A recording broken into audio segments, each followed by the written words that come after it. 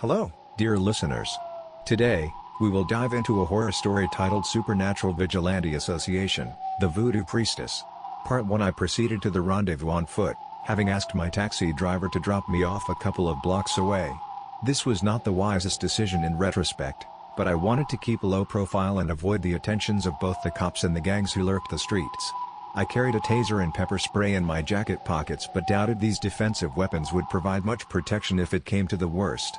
A cold and constant rain fell on my head as I proceeded down the dark and seemingly abandoned road. Many of the streetlights had been vandalized, and the city authorities were understandably reluctant to conduct repairs in this part of town. Therefore, the street I walked was largely shrouded in darkness, but this suited me fine as I wanted to remain hidden in the shadows.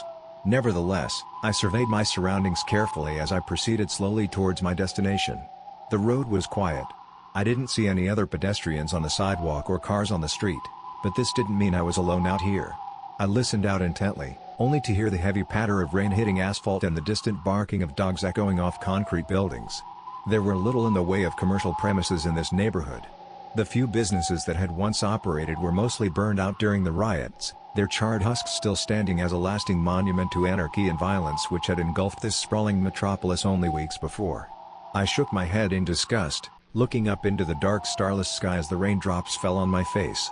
It wasn't meant to end up like this. Sure, this once great city had long been plagued by violent crime. But there was still hope. Not so long ago, many believed the tide was turning, that the unlikely coalition of vigilantes could deliver an ultimate justice upon the human monsters who stalked the streets. But their mission had backfired badly, and now the crime fighters were wanted criminals themselves, fugitives from the law and on the run from the cops. But what had gone wrong? This was the question which interested me. There was a story to be told, and I wanted this scoop more than anything. This was why I was willing to take a considerable personal risk to attend tonight's meeting. I had a long history with the so-called Supernatural Vigilante Association, having been the first journalist to reveal their existence all those years ago. So, when I received the phone call from my source, I couldn't resist the once-in-a-lifetime opportunity. I continued to ponder these matters as I proceeded along the empty sidewalk. But I shouldn't have let my thoughts wander, because I didn't notice the approaching vehicle until it was too late. The squad car rounded the corner and glided slowly down the street towards me. Its siren wasn't blaring, and the blue lights were off, so I guess this was just a routine patrol. Nevertheless, I was concerned as the police car crept alongside me until the vehicle was directly adjacent to the pavement. I slowly and nervously turned my head in time to see the single uniformed officer in the driver's seat, a gray-haired veteran with hard eyes which glared towards me suspiciously. I was frozen on the pavement, not knowing what I should do next. I did briefly consider running, but this would only make me look guilty and surely prompt a pursuit. Technically speaking, I wasn't breaking any laws, but I also didn't have any good reason for being in this part of the city so late at night. The cop might use his powers to stop, search, and question me. I could even be detained. The charges wouldn't stick, but I would miss my meeting, and surely my source wouldn't give me a second chance. And so I was understandably nervous in that moment, as everything would depend upon the police officer's next actions. I stood still as he brought his squad car to a halt and shined a torch in my face. I squinted as the light hit my eyes, temporarily blinding me. "What are you doing out here, kid?" asked the cop, his voice gruff and unfriendly. I thought for a moment before stuttering my response. "Good evening, officer. It's a hell of a night, isn't it?" I shouted, struggling to be heard over the constant rainfall. "I think I got turned around somewhere. Can you tell me where the nearest subway station is?" The cop lowered his torch but continued to glare at me with suspicion. I felt certain he didn't buy my weak cover story. The question was whether he cared enough to intervene. A lengthy pause ensued before the cop's radio burst to life and he received a call from dispatch. I didn't catch the details through the static and rain, but the policeman's expression suddenly changed as his attention was drawn away from me. He offered me quick-fire advice before departing, saying, "The subway's 5 blocks in that direction. I'd get there quickly if I were you. This is not a safe neighborhood after dark." With that, he put his foot down on the accelerator and sped off into the night, the squad car's sirens blaring as he rushed to respond to the call. I breathed a deep sigh of relief as I watched him go. I was soaked through to the skin, but nothing could dampen my spirits as I took my final strides towards the meeting place. The rendezvous was a seedy hotel located on a back street and away from prying eyes. The establishment's name was the Sanctuary Inn, and it was one of the few remaining businesses in this neighborhood, although the small and run-down hotel was anything but legitimate. I felt a twinge of doubt when I looked upon the glaring neon sign hanging above the reinforced steel door. I had a pretty good idea what happened inside this joint. To the best of my knowledge, its main customers were junkies shooting up and prostitutes entertaining their johns. It seemed ironic that former crime fighters would end up taking refuge in a den of sin such as this, but desperate times made for strange bedfellows. Under normal circumstances I would never enter such an establishment, but this was where the story had brought me, and I had to follow the lead. I swallowed my fear as I approached the fortified and uninviting front entrance, pressing the intercom button with a shaking finger as I nervously looked up at the security camera. There was a short pause followed by a burst of static and a deep voice which called out from the other side. "Who the fuck are you?" he swore. I was somewhat taken aback but answered nonetheless, lowering my head so I could speak directly into the intercom. "My name's Carter. I'm here to see Mandrake. He's expecting me." Another pause followed and for a moment I feared I'd made a mistake, but after a few seconds I heard a satisfying buzzing sound as the door's lock was opened. Pushing through, I shook off the rain as well as I could before entering the dimly lit and grimy hotel lobby. My nostrils were soon hit by the stench of mold, damp and bodily odors which I didn't want to think about. I proceeded across the suspiciously sticky floor towards the front desk, which I noted was surrounded by a security cage. I ignored the sign on the far wall listing the hourly rate for rooms and prices for miscellaneous services, instead looking to the unpleasant man who sat behind the desk, his long hair greasy and his eyes filled with malice and lust. His crusty lips curled into a crude smile as he looked me up and down with contempt. I noted how his right hand was under the desk and reckoned he was probably reaching for a gun. A television was blaring in the background, but the weasel-faced man was focused upon me, for the time being at least. "So, you're the journo?" he asked dismissively. "You don't look like much to me. Not built for this world, are you, kid? Sure you don't want to run home to your mama?" He laughed cruelly in open mockery. I was pissed off but kept my cool, not rising to the bait as I replied through clenched teeth. "I'm here to see Mandrake. Can you take me to him?" The foul receptionist scoffed as he looked away from me and back at the TV set. "Mandrake's in room 13, on the second floor. The elevator's bust so you'll have to take the stairs." With that said he was done with me. I elected not to thank the man as I proceeded to the staircase under the dim lights. Walking up the stairs and along the narrow corridor on the second floor, I ignored the shouts and moans coming from the other rooms as I reached number 13 and knocked firmly on the door. "Come in. It's open," was the reply. I froze for a second since I recognized the voice all too well, even though I'd never met the man face to face. I experienced a cold chill in a second before I grasped hold of the door handle, twisting it and proceeding inside of the small and squalid hotel room. The man inside looked totally out of place in this vile establishment, and yet here he was. Mandrake sat up from the mattress, shooting me a charming smile as he offered his hand in friendship. I noted the immaculate three-piece suit he wore and the wide grin on his lips which showed off his pearly white teeth. Mandrake exerted the same charisma and confidence in real life as he had done in the many online videos he'd recorded and uploaded over the years. As he'd performed his role as the public face of the SVA, I took his hand and shook it, noting his tight grip as he pulled me in closer. In another life, Mandrake might have been a businessman or media personality. But there was another side to him which I knew all too well, as I'd spent years studying the man and reporting upon the many killings he'd ordered and coordinated. But, even if I hadn't known Mandrake's history, there was something in his eyes which would have given him away. There was a darkness in those eyes, the killer's look which he couldn't fully hide, even beneath all his charm and smiles. I tried to stop myself from trembling as I reluctantly met Mandrake's gaze. But I wasn't fooling anybody, least of all my host. He knew I was afraid of him, and yet I'd come to meet this man in a place of his choosing. I experienced a sickness in the pit of my stomach upon realizing a simple fact, that Mandrake could kill me right here in this seedy hotel room. Perhaps to take revenge for all the negative articles I'd published over the years which had damaged the SVA's reputation. I had to trust that he was genuine about wanting to tell his story, and I was his means of doing so. "Mr. Carter," he said amicably whilst maintaining a tight hold of my hand. "What a pleasure to meet you at long last. Please, grab a seat and take off your wet coat. May I offer you a drink?" "No thank you," I answered nervously before taking the chair closest to the bedroom door. Mandrake nodded knowingly as he sat back down upon the mattress facing me. I apologize about the venue. Regrettably, this is what we've been reduced to as we try to keep one step ahead of the authorities. I'm sure you met Eddie on the front desk? Yes. I replied hesitantly, he is certainly a colorful character. He's scum. Mandrake answered through clenched teeth. Vermin. A pimp. And a dealer, the type of which we would have gladly dispatched in years past. But Eddie knows which side his bread is buttered, and we can count on his cooperation and discretion during our brief stay. I looked him in the eye uncertainly before replying. That's good. Now, Mr. Mandrake, as you know, I've taken a considerable risk in coming here today. But I'm eager to hear your side of the story. I'd practiced those words repeatedly in preparation for this meeting, and I tried to exert confidence in my voice, even though I was frightened by the perilous situation. You told me over the phone that you've got someone for me to meet.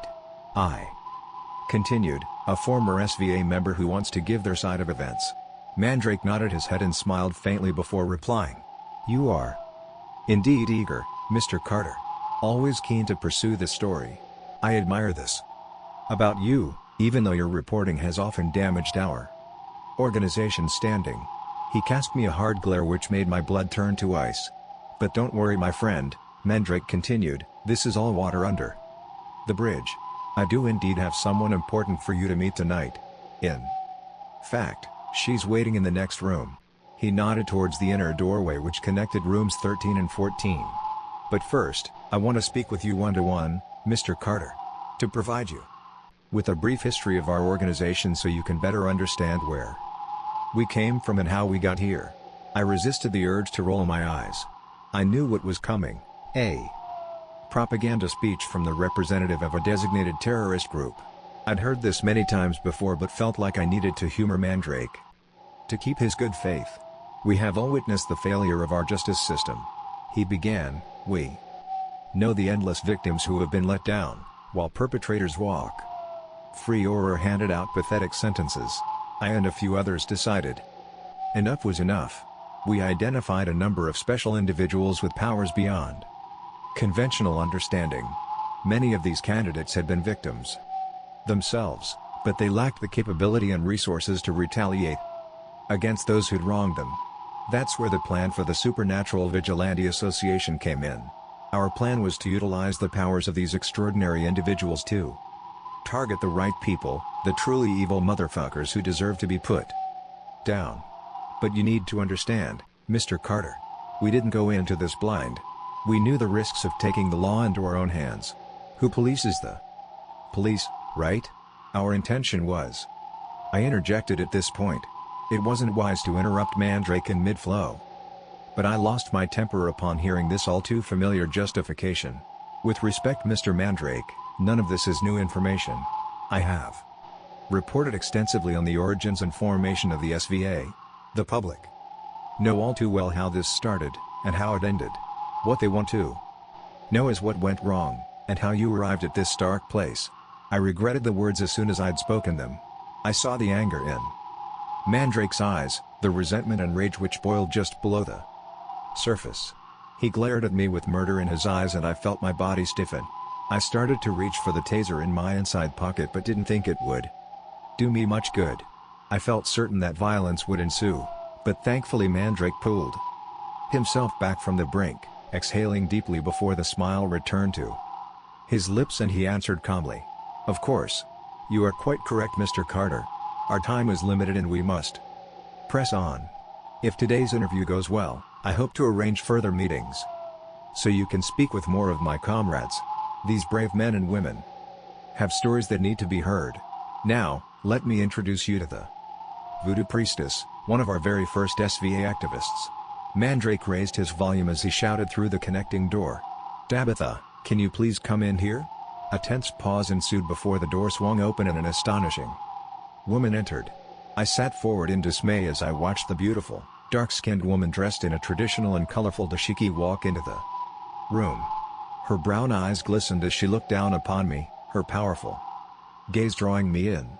But my instincts told me not to stare into those eyes for too long, lest I get sucked in by her dark power. I noted the Angora bag she carried over her shoulder and dreaded to think what was contained within. and I felt a strange mixture of fear and frustration in that moment, struggling to stand as I took Tabitha's hand, experiencing a surge of energy as our palms touched. "It is a pleasure to meet you, Mr. Carter. I have read all of your articles. Your work is illuminating, if not always accurate." I stared into her deep brown eyes and my knees felt weak, like I was a nervous teenager talking to a pretty girl for the first time. "Well," I muttered nervously, "that's why I'm here. To get your perspective." Tabitha smiled sweetly, although I noticed a menacing glint in her eye, which made me feel uncomfortable. Nevertheless, I took my seat whilst Tabitha sat on the hard mattress opposite me. "I'll leave you both to it," said Mandrake, as he made for the door. He turned his head briefly before exiting, looking to his female comrade, before saying, "Shout if you need me, Tabitha." His comment struck me as odd. I was certainly no threat to Tabitha, quite the opposite in fact. But a moment later he left the room and shut the door behind him, leaving the two of us to speak in private. Once Mandrake was gone, Tabitha looked me straight in the eye, and once again I felt myself slipping into a dark abyss. That was until I forced myself to look away. "I want you to know something," she said firmly. "I'm not just another freak of nature who inherited a supernatural power beyond their understanding. My power was taught, passed down through multiple generations through the female line. Ours is an ancient tradition, a religion charting its origins back to Africa, through Haiti, and finally here, to the city shrouded in darkness." She sighed deeply and lowered her head before continuing in a softer tone. "But I'm not here to provide a history of my people or of voodooism. We did not start as vigilantes, although the priestesses who joined the SVA had their reasons. They call us witches, they think we're devil worshippers. Everyone knows what happened, about what we've done. But I need you to understand why." "That's what I want to know," I answered nervously, still not daring to look the woman in the eye. She exhaled deeply before speaking again. "For me, it began with my parents.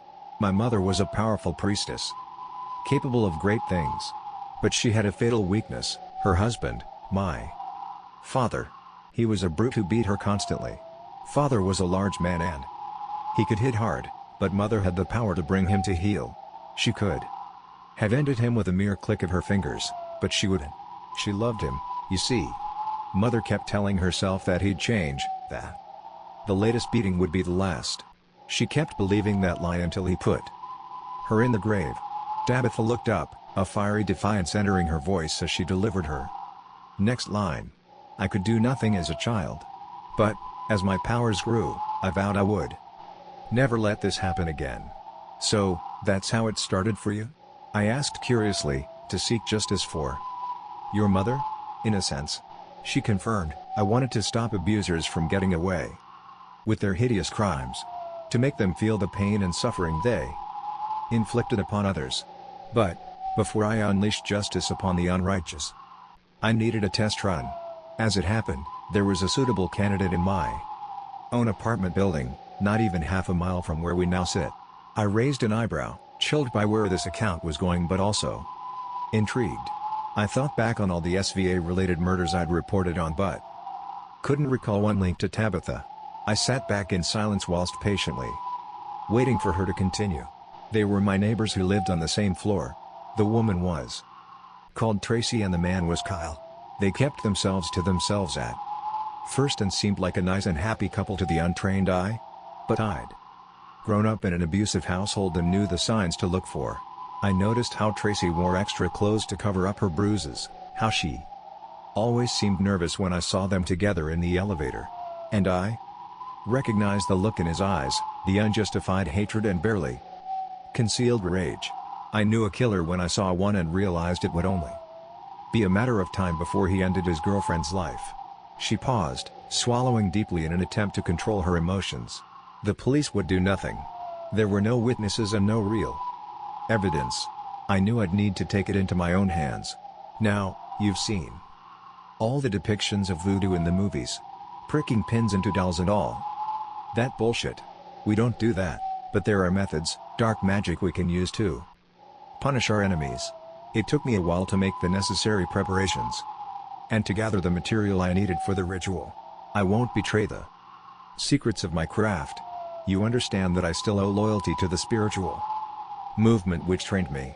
Suffice to say, I obtained personal items relating to my target, a strand of hair, a treasured heirloom. I have my means, and I'm patient. When all was in place, I conducted the ritual and evoked a dark spirit to set upon my target. Now, I didn't set out to kill Kyle. I wasn't ready to use such extreme measures at that time. Perhaps I was weak, I don't know. She hesitated again as a sadness became evident in her dark brown eyes. I felt obligated to reach forward and touch her hand, shooting Tabitha a sympathetic smile as I prompted her to go on. "What happened?" I asked. "I thought I could weaken him," she said softly. "My plan was to break his spirit, to make him sick and weak so he couldn't hurt her anymore." "But it didn't work?" I asked, whilst withdrawing my hand and looking her straight in the eye. "Oh, the spell worked fine," Tabitha replied defensively. "I know for a fact that he was bedridden and in agony. Tracy told me as much when I saw her." She sighed aloud. "I guess I should have seen it coming. It's the same pattern playing over again. With my mother, with Tracy. Kyle getting sick didn't set her free, it bound her to him. I thought she'd use the opportunity to escape from the abusive relationship. But I guess Kyle had her firmly under his control, because Tracy stayed by his side and wanted to nurse her abuser through his illness." "Jesus!" I swore in shock. "Yeah, tell me about it," she replied. "What did you do then?" I pressed. Tabitha shook her head, and I could tell she was trying to hold back the tears. "The sickness spell wore off, and of course he started hurting her again.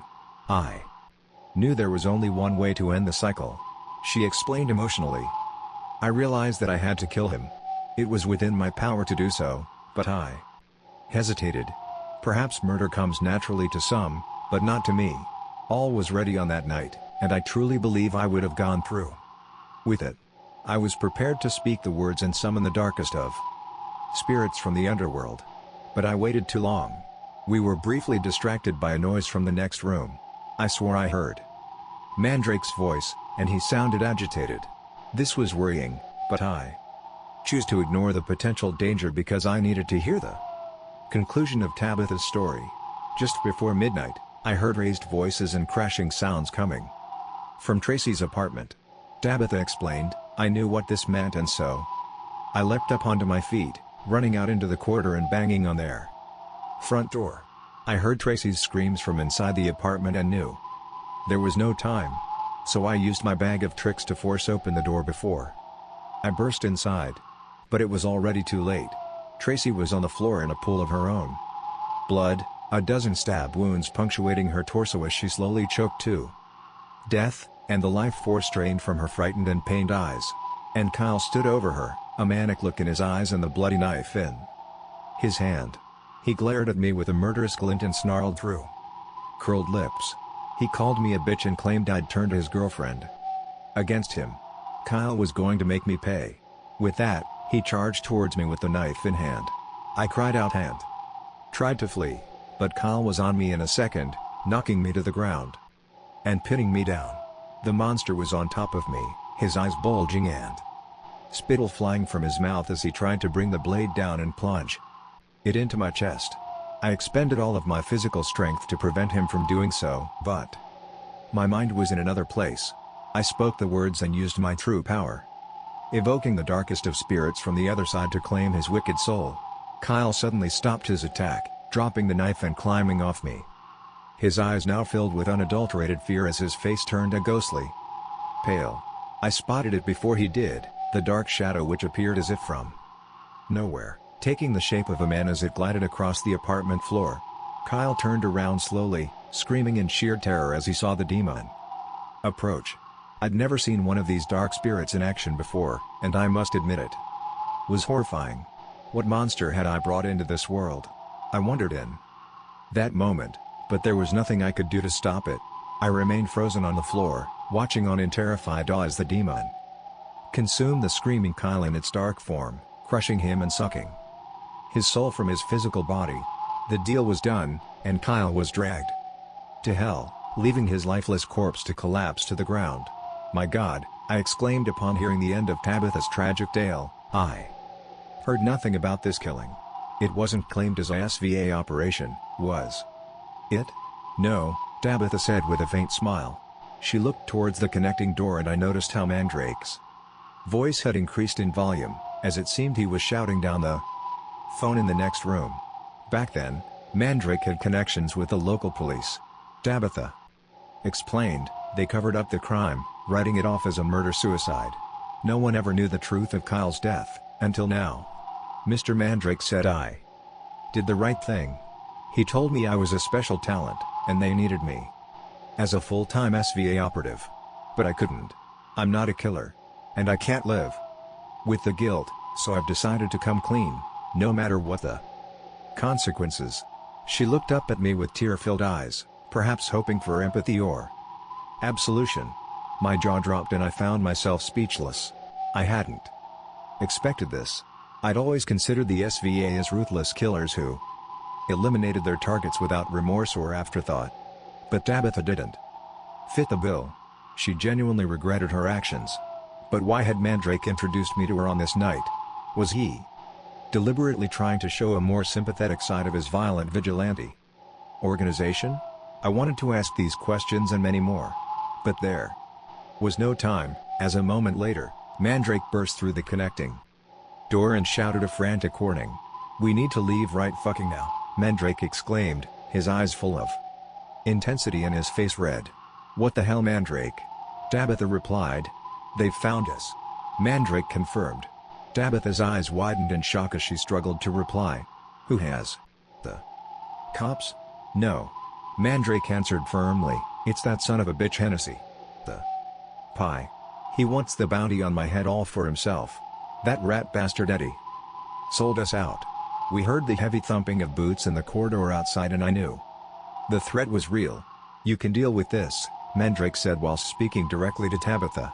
I noted how he pointed to her anchor bag whilst doing so. "You can summon the dark spirit and send Hennessy straight to hell," the vigilante exclaimed. "No," Tabitha replied firmly and without hesitation, "I won't do it. Not again." Mandrake appeared angry for a moment, glaring at Tabitha as if to challenge her defiance. But the voodoo priestess was not backing down. "Oh well," Mandrake said in a more conciliatory tone, "I guess it's time for less subtle methods."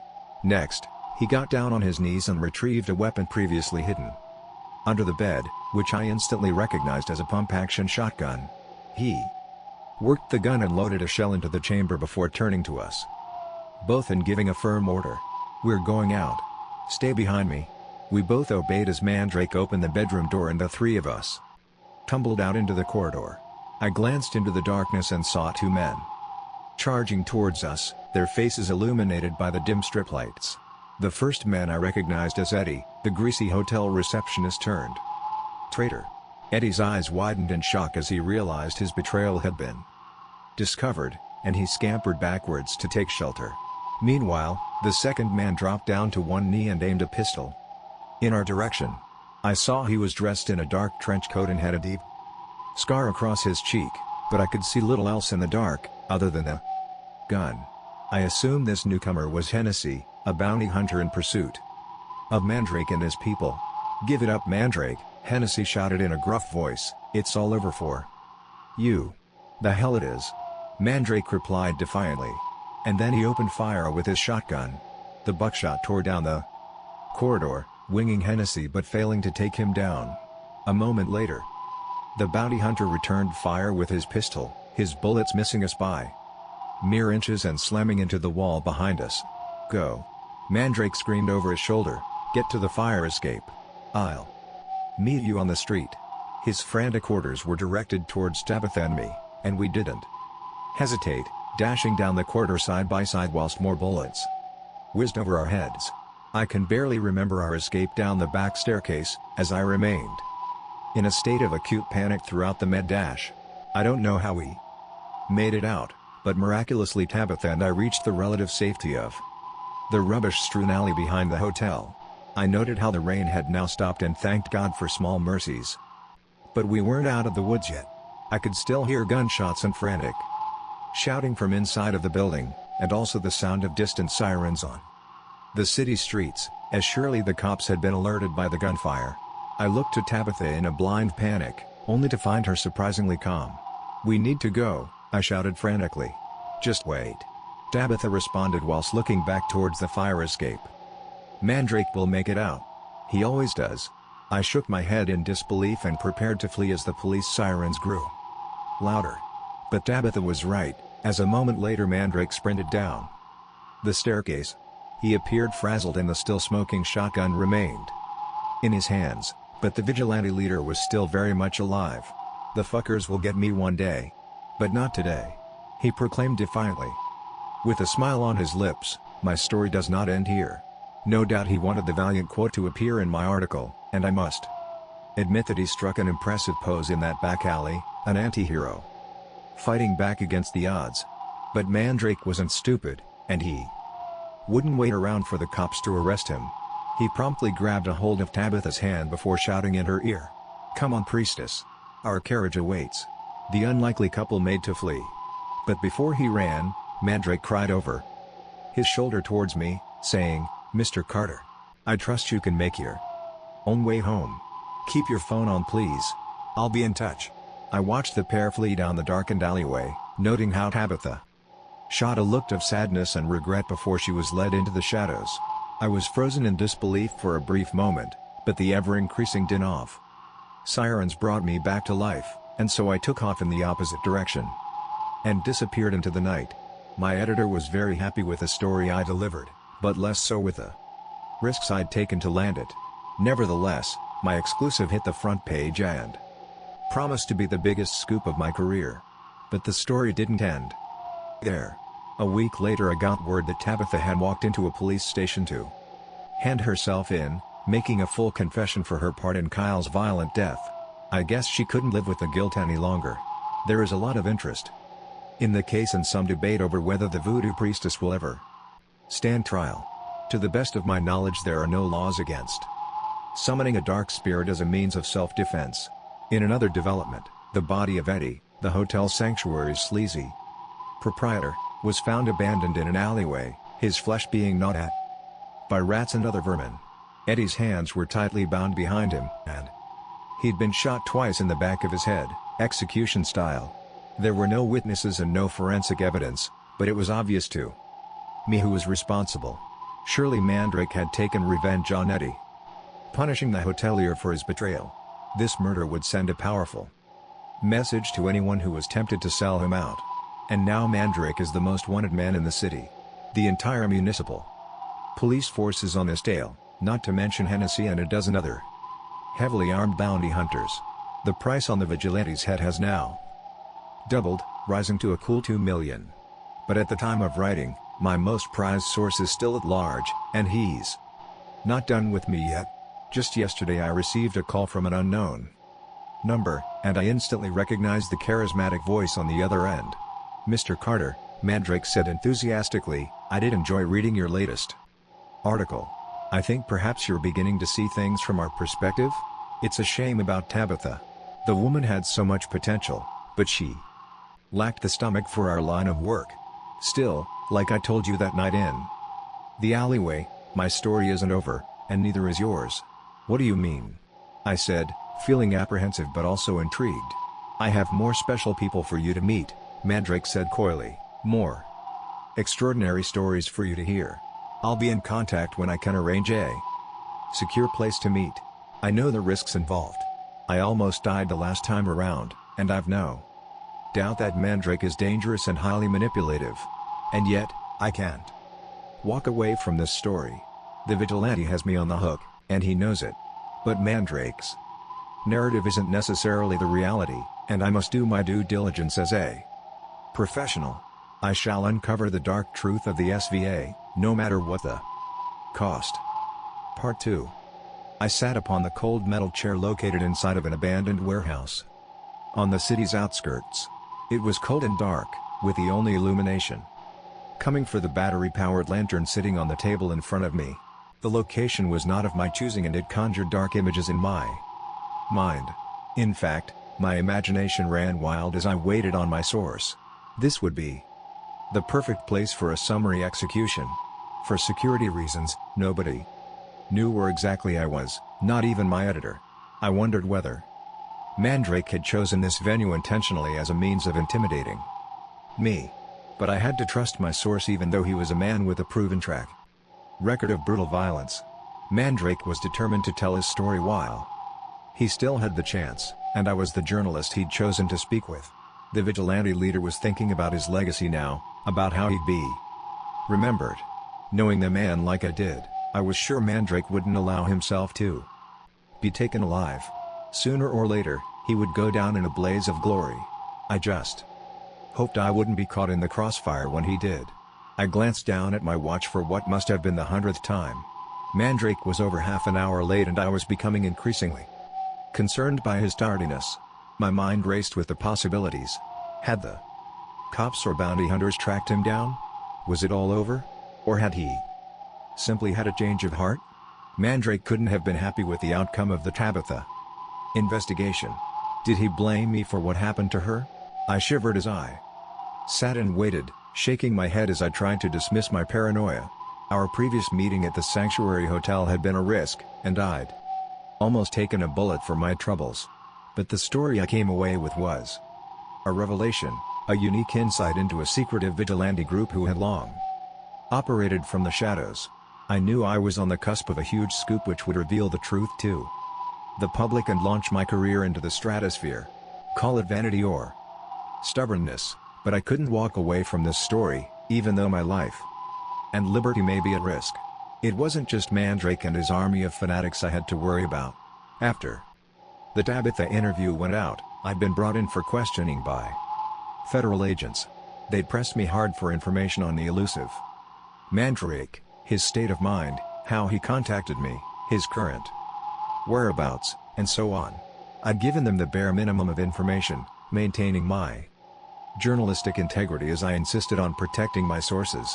Eventually, the newspaper's lawyers were able to get me released without charge. But the feds made it clear this wasn't over, making obscure references to anti-terrorist legislation and national security. And then there was Hennessy, the determined private investigator who'd tracked Mandrake down to the hotel. Over the previous few days I'd had the unpleasant feeling I was being followed as I went about my day-to-day business. At first I thought it was my paranoia playing up, but then I caught a glimpse of Hennessy whilst I was walking to my office. The Pi must be keeping tabs on me in the hope I will lead him to Mandrake. I'd taken all the precautions I could whilst traveling to the location that night, but I still feared the Pi would track us down. Hennessy would stop at nothing to claim the substantial bounty on Mandrake's head, which would be paid whether the target was dead or alive. He was hunting the vigilante leader down, but Mandrake could get to Hennessy too, as evidenced by a recent assassination attempt. The cops had tried to cover it up, but I'd got word of a car bomb attack on the Pi's vehicle. Thankfully for Hennessy's sake, the device had failed to detonate. Nevertheless, this was now a deadly game of cat and mouse, and I was stuck in the middle. I was still considering this dangerous situation and questioning my own sanity when I heard the ominous sound of footsteps behind me. I turned slowly and saw a figure emerging from the shadows and marching across the concrete towards me. "Mr. Carter. Please excuse my tardiness," said the familiar voice. I squinted to get a better look at the man as the light from the lantern illuminated his face. It was Mandrake of course, but his appearance was different from the last time we'd met. Even in the unsavory environment of the squalid hotel, Mandrake had maintained his dignity and self-confidence, standing tall and immaculately turned out in his finely tailored suit. But the man I now saw before me looked like a shadow of his former self. His suit torn and stained, his face unshaven and drawn. Mandrake was clearly on edge, and even his voice seemed to have lost some of its previous authority. I wondered what had happened to the vigilante leader to pull him down. Had the pressure and stress of being on the run finally got to him? I didn't comment on his physical state, although it did concern me, particularly given the wild look present in his dark eyes. I recalled hearing how wild animals were the most dangerous when cornered, and thought this might also apply to human beings. Nevertheless, the disheveled Mandrake strode across the warehouse floor and took his seat across from me, smiling faintly as he looked me up and down. "Well, Mr. Carter. I want to thank you for coming tonight. Much has happened since our last conversation." "Indeed," I replied thoughtfully. A pause followed as if Mandrake expected me to say more. "Have you been able to speak with her?" Mandrake eventually asked. I knew precisely who he was referring to and shook my head in the negative. "I'm afraid not.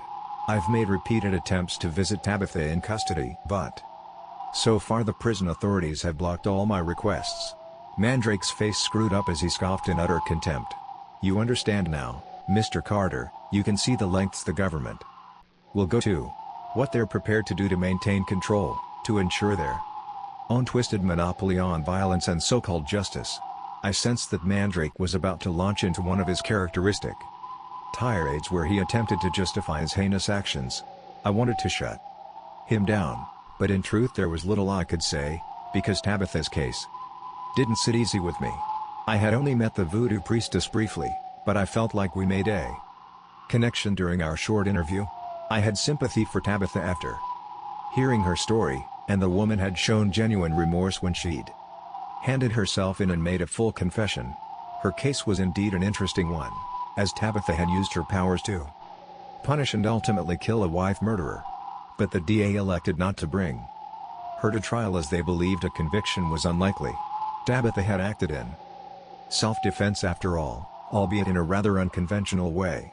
That should have been the end of the matter, but the feds weren't willing to let Tabitha walk free, and so she was being held under anti-terrorist laws at an undisclosed location. I was certainly not a supporter of the SVA and didn't condone their activities, but I struggled to justify the government's draconian actions against them. Mandrake must have picked up on my discomfort, and he decided to press me on the matter. "You still believe we're the bad guys, don't you?"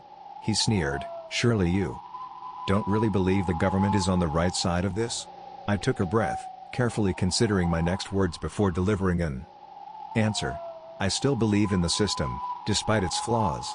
Mandrake's response to my statement surprised me, because he burst into mocking laughter. "You believe in the system?" he exclaimed. "Tell me, Carter, do you pray to the system at night? Does the system shower you with love and devotion? Will your precious system keep you safe and warm when evil comes knocking on your door?" I'll admit to acting unprofessionally as Mandrake's mocking words got under my skin. I struggled to keep my anger in check as I looked the vigilante straight in the eye and spoke through clenched teeth. "Tell me, Mandrake, does your hatred keep you warm at night?" A tense pause followed as the ruthless killer glared at me with his cold, dark eyes. I feared Mandrake would react with violence, but instead he formed his lips into a hideous grin before he answered. "Indeed it does, Mr. Carter. The mission of righteous vengeance is my life's work. I regret nothing." His words chilled me and I could no longer meet the killer's hard gaze. I could never forget who Mandrake truly was, a violent fanatic who believed the ends always justified the means. But the man himself was something of an enigma. Mandrake was an alias and not his real name, and it had proved nearly impossible to confirm his real identity. What was his history? What made him tick? And how had he gathered an army of extraordinary people with supernatural powers to do his bidding? These were all mysteries I intended to solve, but not tonight. "You have someone else for me to meet? A former SVA man with a story to tell?" I asked, directing the conversation back to business. "Yes," Mandrake answered with a firm nod of his head. "The individual in question is waiting for you, inside the black van parked outside. You will have to meet with him alone. I must warn you, Carter, this man's unique experiences have left him somewhat damaged. He is not good around people, I'm afraid, so you might encounter some challenges with your interview. Still, I'm sure a journalist as talented as you'll be able to complete the job." I wasn't sure whether Mandrake was being sarcastic or not, but nevertheless I shakingly got up on my feet and made for the exit at the far end of the abandoned warehouse, not turning around as Mandrake called after me. "Good luck, Mr. Carter. I'll be here waiting for you when you're done." I walked out the front of warehouse, shivering under the dark sky as I scanned the perimeter and quickly found the van parked at the far end of the empty parking lot. I did pause for a moment before proceeding, as I wondered why this Unidentified vigilante would not leave the vehicle and come out to meet me. This was another risk, a further delve into danger, but I felt I was beyond the point of no return. With a shaking hand, I opened the sliding door on the side of the van and awkwardly climbed inside. There I found a thin and disheveled man with wild hair and heavy bags under his eyes. He glared at me with suspicion, clicking his tongue before he spoke in little more than a whisper. "Please man, close the door." I obliged, pulling the door shut and adjusting my eyes to the dark interior, with the only dim illumination coming from the small light on the front dashboard. My source remained hidden in the shadows, his bloodshot eyes glaring out at me from the darkness. I reckoned he was trying to size me up, but there was something very unsettling about his cold stare, and I felt very exposed in that moment. Nevertheless, I swallowed my anxiety and did my best to break the ice with the stranger. "How are you doing, sir?" I said, whilst extending my hand in friendship. "My name's Carter, and I'm here to listen to your story." The man looked down at my hand as if it disgusted him, and he would not shake. "I know who you are," he replied after an uncomfortable pause. "In fact, I am very familiar with you, Mr. Carter." The way he said this made me even more uncomfortable, but I feigned a smile and continued the conversation. "I see. Has Mandrake filled you in? Or perhaps you've read my articles?"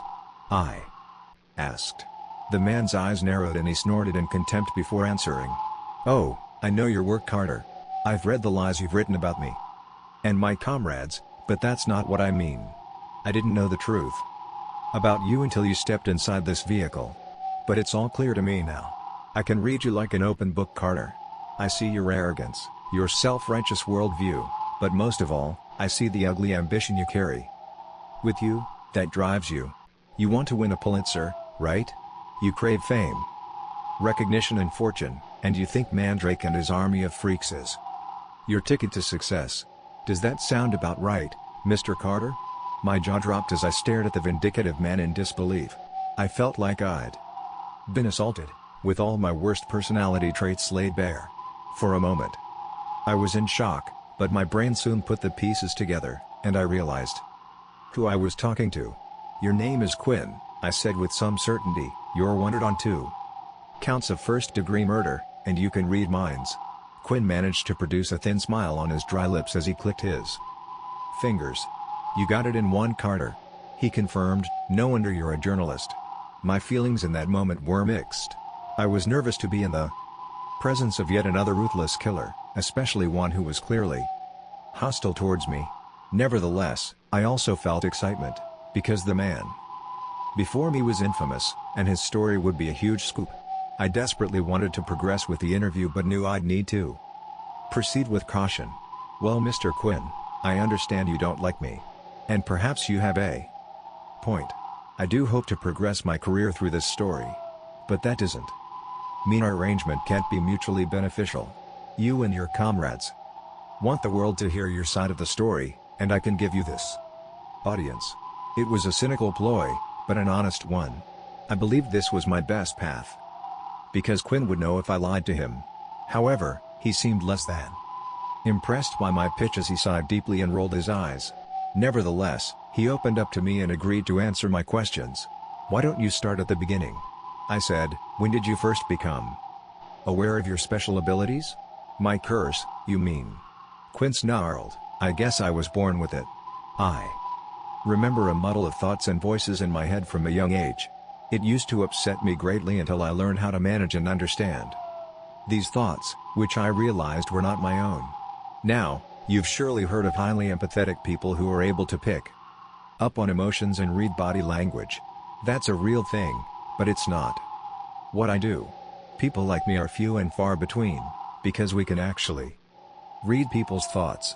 And I don't just know what goes through a person's head at a given moment. I know their dreams, their secrets, and their plans." He sighed, taking a deep breath before continuing. "The first time it really hit home was shortly after my 10th birthday. I tried not to read the thoughts of my parents and sister. Even at a young age, I realized this was an invasion of privacy. My curse isn't like a tap, and I can't switch it off altogether. But I've learned ways of drowning out the noise, at least when I'm in small groups. Still, around that time I realized something was off with my dad. He wasn't acting like himself and I was genuinely worried about him. That's why I decided to listen in. Well, to cut a long story short, I found out he was cheating on my mom. It was devastating to learn the secret at such a young age, and I didn't know how to deal with it. Eventually I did confront my father once I realized he intended to leave us for his mistress. Dad was shocked when I told him what I knew, and he couldn't understand how I'd found him out. I could hear the emotion in Quinn's voice and realized this was a painful memory for him to recount. I considered telling him how sorry I was, but I doubted he'd believe me. So, tell me, Mr. Quinn, how did you end up joining the SVA? How did Mandrake find you? Quinn snorted, the thin smile returning to his lips and a spark lighting up in his dark eyes. Actually, Mandrake didn't find me. I sought him out and offered my services to his organization. I raised my eyebrow, puzzled but eager to learn more. The incident which changed my life's trajectory happened when I was a freshman in college. I guess I had mastered my powers by this age, as far as was possible. I was never good in large groups or crowds. The cacophony of thoughts could be enough to overwhelm my senses. Relationships were always difficult. There is such a thing as knowing too much about someone. But I'm not going to talk about that. One thing I learned after my father's betrayal was this: it's the dark secrets that weigh a person down. The anger and obsession, the guilt and anxiety, this is what comes to the fore. Those wicked thoughts tend to be the strongest. Well, that's what I discovered the hard way. I knew this story wouldn't end well, but I needed to learn more, and so I urged Quinn to go on. Well, there was this girl I was seeing. Jenny was her name. He explained. We went out together for a while. I really liked her, but it didn't last. Unfortunately, intimacy is difficult for me compared to normal people. But I'm not getting into it. Quinn emitted yet another heavy sigh and I couldn't help but feel sorry for him. Well, anyway, Jenny started seeing this other guy who lived in our dorm. The guy's name was Carl and he was on the football team. You know the type, a jock, popular, handsome, and confident. Sure, I was jealous, but it was more than that. I sat behind Carl in class and started reading his mind. On the surface he was cool and charming, but Carl carried a rage inside of him. He was insecure and paranoid and took his anger out on Jenny. I knew he'd gotten physical with her and reckoned it would only get worse. But what could I do? Well, I still believed in the rules back then. I spoke to campus security and they were no help. Then I went to the cops, but there was no evidence, and what could I tell them? In the end, Jenny wound up in hospital. She survived but with permanent nerve damage and who knows what kind of mental trauma. Carl was eventually arrested but got off with a bullshit probation. So, as you can guess, this didn't sit right with me. I knew I had this power, more of a curse than a gift. But still, I realized that I could do some good, that I could prevent crimes yet to happen. My mission would be to save the innocent and punish the guilty. That's why I sought out Mandrake and joined the SVA. I nodded my head in understanding. Quinn's journey towards vigilantism made sense now.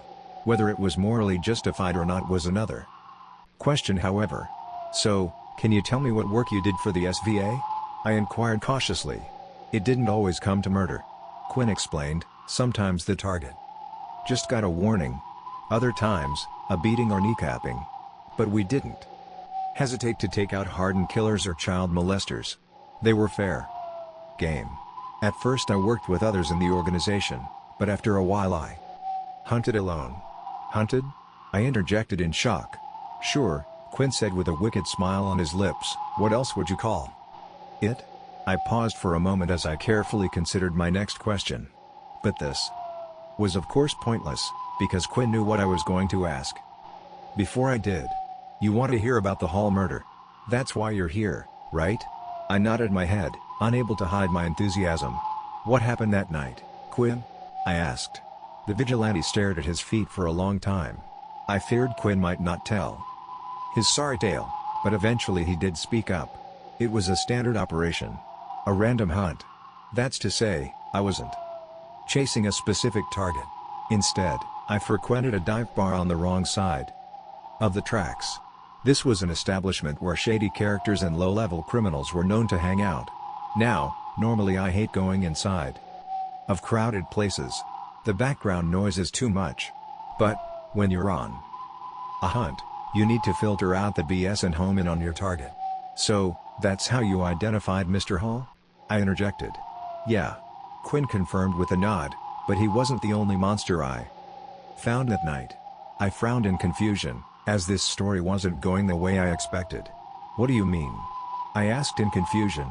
I had my target that night. Hall was one evil bastard.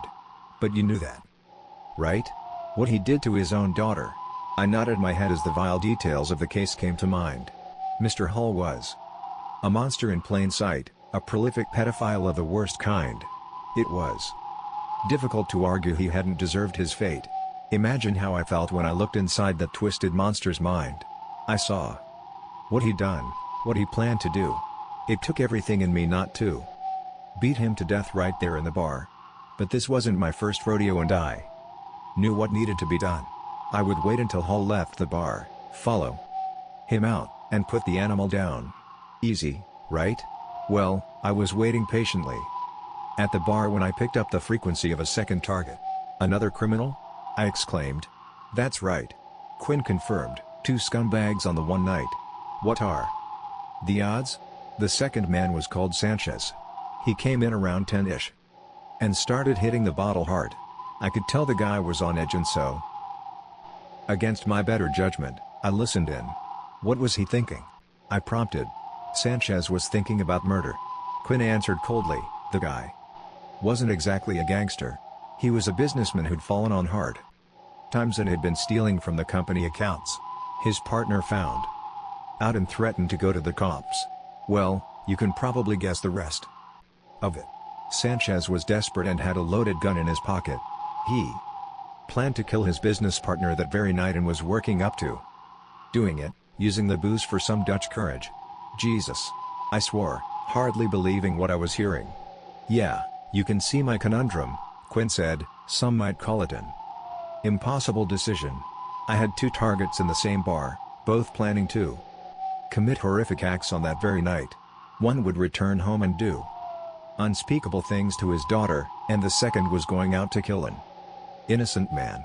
I considered asking Quinn what he chose to do, but I already knew the answer. If I had more time I would have called in a second hitman, Quinn continued solemnly, but Hall went to leave 2 minutes later. I needed to make a split-second decision, and that's what I did. Quinn paused again, swallowing as he broke off eye contact. There's no way I could let that child abuser walk away, and so I followed him out onto the street. I sat forward, enthralled by Quinn's account and hanging on his every word. I waited until he was on his own, cornering him on an empty side street. Hall wasn't a big guy, but I was taking no chances. There's no way of knowing how someone will react when they're taken by surprise. But, as it turned out, I needn't have worried, because the bastard was nothing more than a coward. I saw the twisted smile on Quinn's crusty lips and it brought a cold chill up my spine. I came up behind him with my trusty stiletto in hand. It wasn't the first time I'd done this, so I used a tried and tested technique to overcome the target. I grabbed the bastard from behind, holding my knife to his throat and covering his mouth with my gloved hand. Hall squealed like a pig and tried to break free, but I held him tight and drew blood from his exposed neck. Don't make a sound, I whispered to him. Don't resist, or I'll slit your fucking throat. Hall froze in terror and I used my brute strength to drag him off the street and down a dark alley. I didn't miss a beat as I threw the bastard down onto the trash cans, experiencing a grim satisfaction as I watched him squirm in the dirt. Hall tried to get back on his feet, but I punched him hard in the stomach and pinned him against the wall. The coward pleaded for his life, saying he could give me money. I guess he thought it was a mugging, but I soon set the creep straight. I know what you've done, Mr. Hall. I told him, I know your secret. Now is the time for your reckoning, you sick fuck. Quinn paused for a moment and smiled. Not my best sign-off, but the words had the desired effect. I took pleasure in my target's reaction, his eyes widening in sheer terror once he realized the game was up. And I didn't hesitate, stabbing him repeatedly in the chest and stomach. It was a frenzied attack, to be honest, as I totally lost control and cut the bastard to pieces. He sighed and lowered his head. "Well, you saw the crime scene photos, Carter." I had, and the brutality of the murder was undeniable. I allowed myself a moment to watch Hall bleed out, Quinn continued. "And then I fled from the scene. Normally I would go straight to a safe house and destroy all forensic evidence linking me to the crime. Everything was prepared in advance. But that night was different. I thought there was still time, you see. I believed I could stop Sanchez from murdering his business partner, if I acted fast." "You went back there?" I asked excitedly. "Yeah," Quinn replied with a nod. "It was a crazy move, and I was putting myself at risk. My clothes were covered in Hall's blood and I would certainly be charged with murder if the cops caught me. But I had to try." "What happened at the bar?" I asked. "He'd already left," Quinn confirmed solemnly, "but I didn't give up. I had an image in my head, a thought stolen from Sanchez's mind.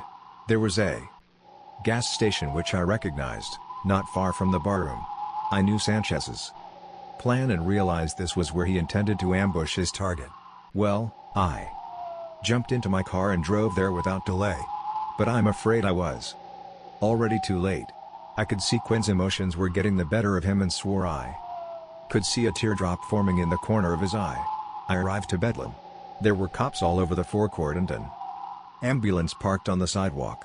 I saw the victim's car, a black BMW, riddled with bullets. I was parked at the end of the street but could only watch as the paramedics took a badly wounded man out from the driver's seat. There was a woman sitting on the curb with the cops standing over her. She didn't seem to be hurt, but her clothes and face were covered in blood, and her eyes were wide with shock. They loaded the man onto a stretcher and rushed him to the ambulance. He was still alive but in a bad way. Still, I thought the victim might pull through. But a moment later and they opened the back door and removed a second body with half his head blown away. The backseat passenger was only a child, 11 or 12 at the most. Clearly the kid was dead. And when the woman saw him, she screamed bloody murder, collapsing down to the asphalt as the grief overcame her. I felt sick to my stomach as reality hit home, and a guilt latched onto me that would never let go. "My God," I exclaimed in genuine shock. I thought back to the night of Hall's murder and recalled the fatal shooting, which had occurred on the same night. I hadn't made the connection between the two incidents at the time, assuming they were unrelated acts of violence. But now it all made sense. "So," I said carefully, "you killed a man to save a child. But another kid died because of my decision." Quinn shot back bitterly. "I don't condone what you did, but you can't hold yourself responsible for that boy's death.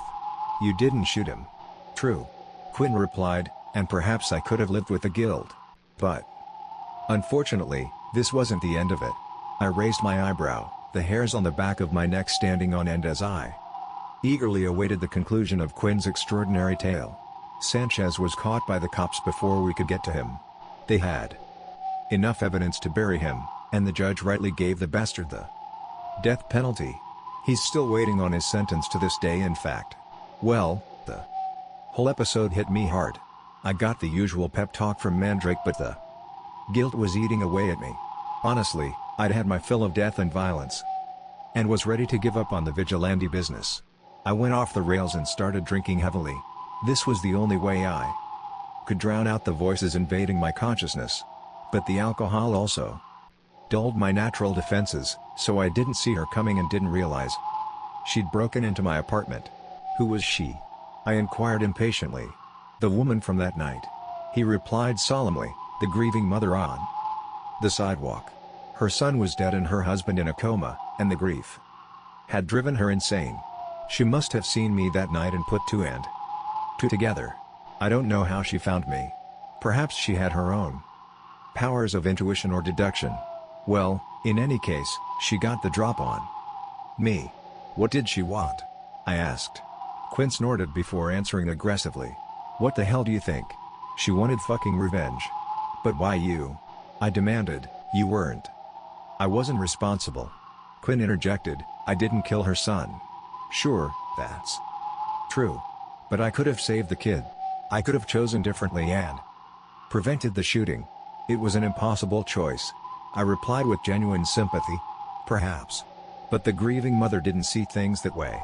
Her son's killer was in prison, awaiting the lethal injection. But this wasn't enough. She needed someone to blame, a target to lash out at. In her mind I played God that night, having chosen to save another child over hers. I could argue about the moral dilemma, but ultimately she was right. I had no acceptable defense when I came home drunk and found her in my front room, pointing a gun at my chest. What happened next? I asked. Clearly this was difficult for Quinn and I really should have shown some patience, but I needed to drag the truth out of him, one way or another.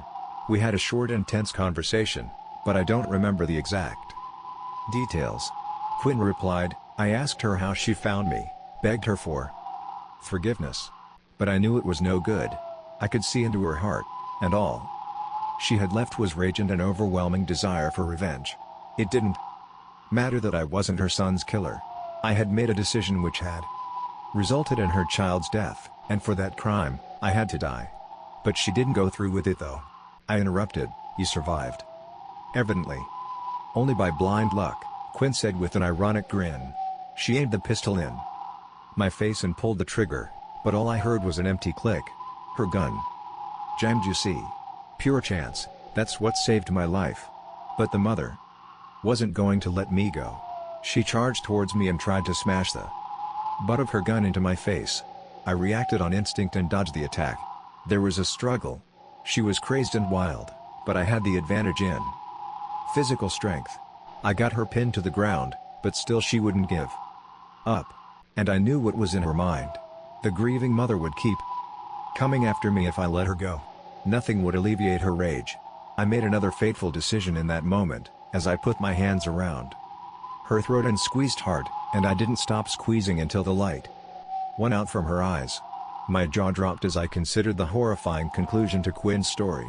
I couldn't help but feel sympathy for the vigilante as I saw the impact this confession had upon him, his body now trembling and tears rolling down his cheeks. Before our meeting that night, I thought of Quinn as a ruthless killer without remorse, but now I saw the heavy toll this life had taken, leaving him as a mere shadow of his former self. You had no choice, I muttered sympathetically. I didn't really mean those words, but I felt compelled to say something. But my attempt to reassure the devastated Quinn was unsuccessful. That's what I keep telling myself, muttered Quinn, but the truth is, I can't live with what I've done. I opened my mouth to speak but couldn't find the words. And in the end, Quinn brought our meeting to an abrupt conclusion. Well, Mr. Carter, you got what you wanted, your precious story. Now, get the hell out and leave me be. I sensed Quinn's hostility and believed it would be in my best interests to exit the vehicle. But I feared for the man's welfare and felt I needed to at least try to reach him. Listen, Quinn. You're not a bad person. You've done some terrible things. But it's not too late to make amends. Turn yourself in, I'm begging you. Quinn sneered, leaning forward so I could see his face clearly under the dim, artificial light. His teary eyes were filled with sorrow and regret but also anger. Next, he reached into his jacket and slowly withdrew a silver revolver, making me recoil in fear. I won't tell you again, Carter. He snarled whilst brandishing a gun. Get the fuck out, unless you want to become my final victim. I didn't need to be told again, raising my hands defensively before I slid the door open and leapt out of the van and onto the asphalt. One didn't need to be a mind reader to know what Quinn had planned, and so I sprinted across the dead ground whilst shouting for help. Mandrake, come quickly. The vigilante leader charged out of the warehouse, pulling a pistol from his shoulder holster as he came. But a moment later, we heard the muffled sound of a gunshot from inside the van. My stomach dropped as I slowly turned around to face the vehicle. Meanwhile, Mandrake shoved past me and opened the van's side door. I guess there was a small chance that Quinn had survived, but all hope was lost when we witnessed the grisly scene within. Because there was Quinn's lifeless body sprawled in the rear, his brains blown out in the smoking revolver still clutched in his right hand. Jesus. I swore in shock. I turned away from the body, looking back to Mandrake and seeing a raw grief in his bloodshot eyes. "Another man down," he muttered grimly. "I'm sorry, Mandrake," I replied. "He deserved better." He scoffed in disgust and turned towards me with an angry look on his face. The vigilante opened his mouth but didn't get a chance to speak, as suddenly we were both startled by the sound of sirens. "Shit!" Mandrake swore, as he turned to see the flashing blue lights in the distance. "Time to go, Carter. I've given you another scoop to count towards your Pulitzer. But we're not done yet, my friend. I have one more person for you to meet. One last story to complete the saga." He shot me a wicked smile and winked before turning on his heels and fleeing from the scene. I paused for a brief moment, casting one final look at Quinn's body before I ran in the opposite direction. The Mentalist story received wide acclaim and international attention upon its publication. My editor was ecstatic and there was talk of a lucrative book deal to come. But, despite the success of the story, I'll confess that my heart is no longer in this investigation. Since that fateful night I've been thinking about Quinn and what he said to me about how I was only pursuing this story to further my own career. Was he right? What am I trying to achieve here? I don't know anymore. But I see Quinn's bloody corpse every time I close my eyes. My instincts tell me to walk away from the SVA investigation, but that's not going to happen. I've come this far and feel compelled to move forward. When Mandrake calls, I will go to meet him one last time. I'm going to finish this story, even if it kills me. Credit, Woundlicker.